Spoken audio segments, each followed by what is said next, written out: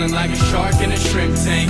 Big fish, small pond in the shrimp tank. When it's sink or swim. Welcome back to the post-show wrap-up of the Shrimp Tank. We had two great guests on today from Pragmetrix, Mark Fonseca and Mike McCarthy. My name is Lee Heisman with Chris Hanks and Joey Roos. Joey, if you have the first question. Yeah, of course.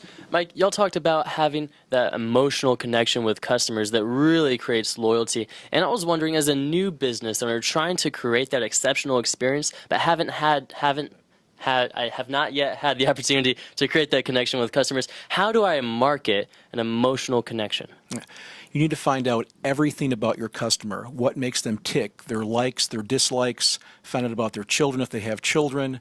You really need to ask questions. The better questions you ask, the more people will feel acknowledged. Just keep asking them questions. People want to know that they're important. They want to know that your business is important to them. And so the relationship with your customer is everything. That's wonderful. You know, we learned so much on the show today, and really, if you have an opportunity to listen to the entire program at shrimptankpodcast.com or iTunes, you can download it. Mike, you know, you guys talked about loyalty. How do you define loyalty at your company? How do you push that through to your clients?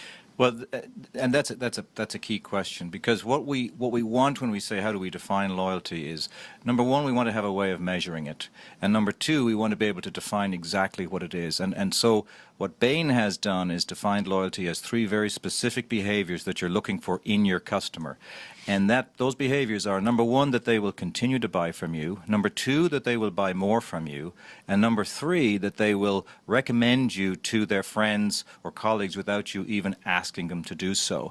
So if you have those three behaviors actually happening every day with your customers, that becomes an engine for growth for your business. So with that and a way to measure that, you really have the keys to the kingdom in terms of driving the growth of your business through loyalty. So a lot of people, like either watching or listening, are either forming partnerships or have been in partnerships, and they get some negative connotations sometimes. How did you guys create a successful partnership? Well, I think it was by the way that we met. Number one, we have different skill sets. And the way that we met was he was blindsided by the loss of a key account. He didn't have the skill set. So he called me to find out why he lost that account, and my skill set is relationship building. And I just told him that the problem was that your customer's not going to tell you the truth, because the closer you get to your client, the least likely they want to give you bad news and hurt your feelings. It's just human nature. So we Mike, yeah. And then on the other end, he's an operations guy, where I fall short in that. So there's a saying that do only what you can do. And only do what only you can do. Right, and if you stick to that and don't cross the lines and trust your partner, there's a huge level of trust, and you have to have a great relationship. Yeah, and it's interesting. I will make one point. We actually, and this goes kind of against all recommendations, but we set up our partnership as a 50-50 partnership. And my belief there was based on the fact that if we have to have a scenario where one has more than the other, then if there's a conflict, then the partnership is probably flawed anyway.